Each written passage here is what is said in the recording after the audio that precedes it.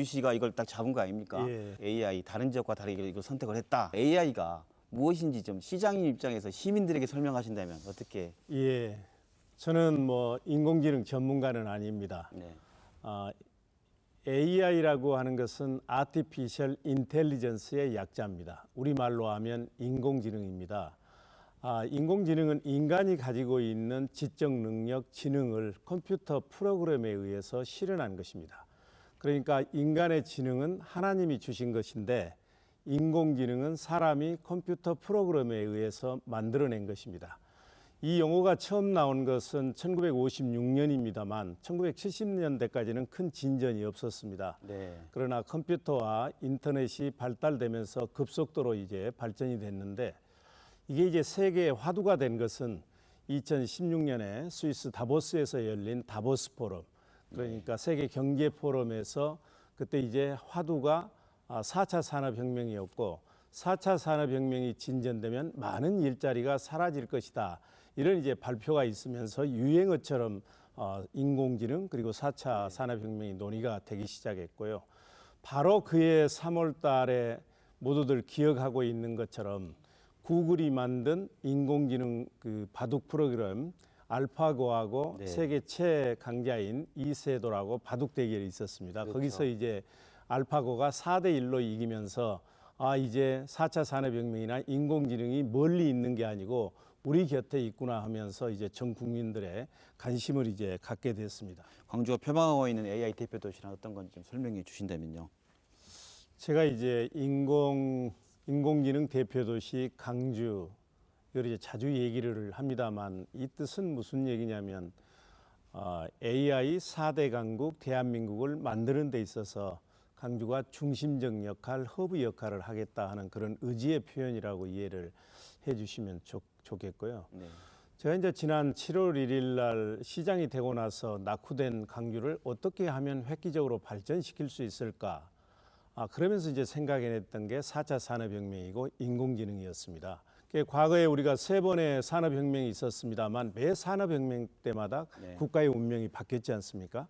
1차 산업혁명은 영국이 주도했고 2차와 3차는 미국이 주도해서 그 시대의 주역으로 등장을 했습니다. 그래서 강주가 앞선 도시를 추월할 수 있는 유일한 기회가 4차 산업혁명이고 그 핵심은 인공지능에 있다 이렇게 생각을 한 것이고요. 네.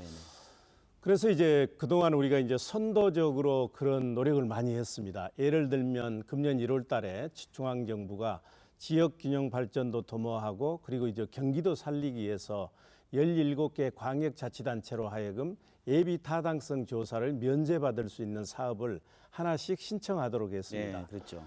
잘 아시는 것처럼 다른 16개 지자체는 과거의 가능에 따라서 철도 놓고 다리 놓고 이런 길 놓는 SOC 사업을 신청을 했습니다만 강주만 유일하게 인공지능 클러스터 사업을 신청을 했습니다. 그래서 선정이 됐고 9월 23일 날 이제 국내에 내놓으라 하는 그런 인공지능 전문가들로 하여금 인공지능 추진위원회를 강주가 이제 발족을 했습니다. 과학기술정보통신부의 국장님도 참석을 하시고 저하고 실리콘밸리에서 슈퍼컴퓨터의 세계적 권위자라고 할 수 있는 김문주 박사가 공동위원장을 맡았고요. 네. 그리고 이제 지역 중소기업과 창업기업, 스타트업 기업들과 이제 네네. 실리콘밸리를 방문을 해서 그쪽에 벤처 캐피탈 그리고 세계적인 연구소와 MOU도 체결했고 그쪽에 우수 사례를 지금 벤치마킹하고 있고요. 저는 이제 인공지능 산업 그 자체가 있느냐 없느냐 이건 별 중요한 개념은 아니라고 보는데 네. 저는 산업이면서 도구고 수단이다 네. 이렇게 생각을 합니다. 그러니까 인공지능 산업이 분산되면 안 됩니다. 이건 집저가 돼야 됩니다. 정부도 그런 생각을 가지고 있기 때문에 강주를 인공지능 클러스터로 육성하려고 하는 것입니다. 그러니까 AI 칩을 개발하는 연구센터랄지 빅데이터 센터랄지 슈퍼컴퓨터랄지 이건 강주에 이제 집저가가 되고 거기에서 이제 발생되는 각종 효과나 기술은 전국적으로 많은 기업들이 활용한다는 얘기죠. 그러니까 우리가 실리콘밸리가 창업이나 이 AI의 메카이지만 거기에 집저가가 돼 있고 그 효과가 이제 세계에서 활용을 하고 있는 것이거든요. 네.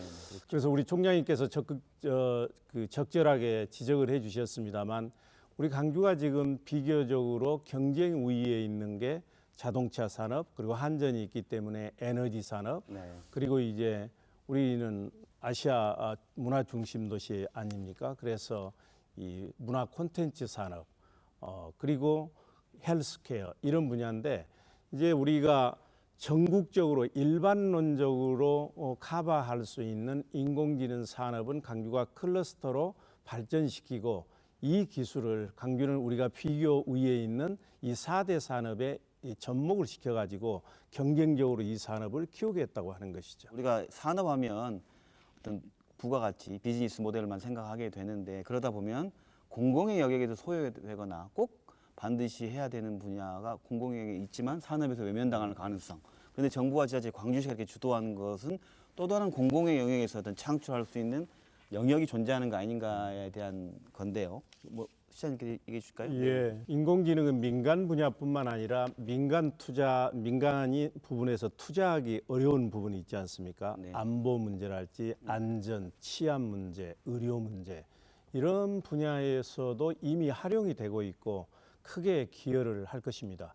우리가 잘 아는 것처럼 국방 분야는 이미 국방 드론이 지금 활용되고 있는 것처럼 앞으로 시장이 크게 확대되리라고 생각을 하고요. 안전 분야도 마찬가지입니다. 예를 들면 안면 CCTV를 이용한 안면 인식, 이걸 잘 활용하게 되면 공항이나 이런 데서 이제 범죄 혐의가 있는 사람을 미리 골라낼 수도 있고요. 네. 헬스케어 쪽에 이제 구체적인 사례 하나를 들면, 지금 이제 나이가 65세가 넘어서면 많은 분들이 걱정하는 게 치매입니다. 치매. 그렇죠. 어떻게 하면 치매에 걸리지 않을까? 근데 우리 조선대학교를 주축으로 한 국책 치매 예방 사업단이 있습니다. 거기에서 한 2만 명의 어르신들의 인간 게놈 지도를 확보를 하고 있어요. 그러니까 거기 보면 치매에 걸리시는 분, 안 걸리신 분, 걸리신 분들은 어떤 습관을 가지고 있고 혈액형은 무슨 형이고, 그리고 또 이 호르몬이나 이런 건 어떻게 분비되고 하는 이 자료를 다 가지고 데이터가 있어요. 있다는 거죠. 이게 이제 매우 유용하다고 생각해서 미국 중앙정부에서 1,200만 불인가요? 이렇게 수주 계약까지 지금 거의 체결된 것으로 알고 있습니다. 네. 그래서 이제 우리 강주가 인공지능 대표 도시가 되면 이걸 이제 슈퍼컴퓨터에 넣어서 학습하고 예측하고 해가지고 그렇게 되면 이제 치매 예방 그런 시스템이 만들어지는 것이죠. 이것도 이제 공공의 목적에 사용하게 되면 크게 도움이 될 것입니다. 그래서 우리가 지금 데이터 센터라든가 이런 걸 만들려고 하고 있고, 이게 연관된 지역의 산업 효과도 있기 때문일 것 같은데, 시장님께서 이거 설명 좀 해주시죠. 구글이나 페이스북의 인공지능이 앞서 있는 것도 따지고 보면 데이터를 많이 가지고 있기 때문에 그렇습니다. 물론 이제 데이터를 처리할 수 있는 슈퍼컴퓨터나 이것도 중요하고, 그리고 이제 학습 이 알고리즘도 매우 중요하지만 기본은 이제 데이터입니다.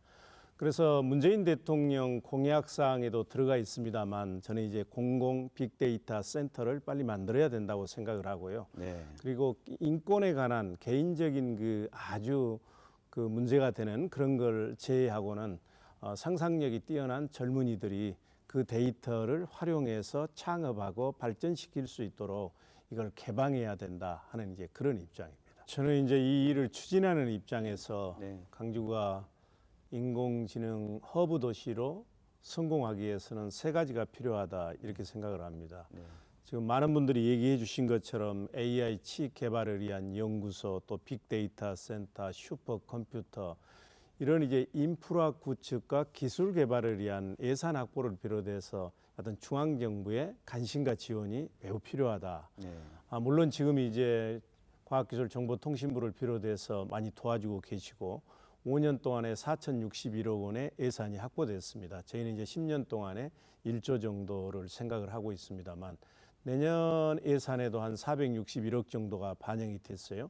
저는 초기에 이제 집중적인 투자가 이루어져야 되기 때문에 과학기술정보통신부의 도움을 받아서 국회에서 좀 늘렸으면 좋겠다 하는 그런 생각을 가지고 있고, 그리고 지금 과학기술정보통신부에서 우리나라를 인공지능 4대 강국으로 만들기 위해서 제가 알기로 한 2조 2천억 정도 연구개발 투자를 생각하고 있는데, 그 부분도 이제 강주가 상당 부분 이렇게 가져오려는 노력을 하겠습니다. 그래서 중앙정부의 뒷받침이 매우 중요하고요. 두 번째는 규제 계획입니다. 이게 매우 중요합니다. 제게요. 예, 4차 산업혁명이라고 하는 것은 기존의 기술과 사업 형태를 파괴하고 새로운 기술과 비즈니스 모델을 만드는 것입니다. 네. 그렇기 때문에 우리처럼 현재 있는 것은 할 수 있고 새로운 것은 다 금지하거나 허가 맞게 하는 이런 규제 시스템으로는 이게 성공할 수가 없거든요. 물론 이제 문재인 정부 들어와서 저도 또 일자리위원회 부위원장 하면서 규제를 없애려고 많은 노력을 했습니다만 이게 다 이유가 있어서 들어온 것이거든요.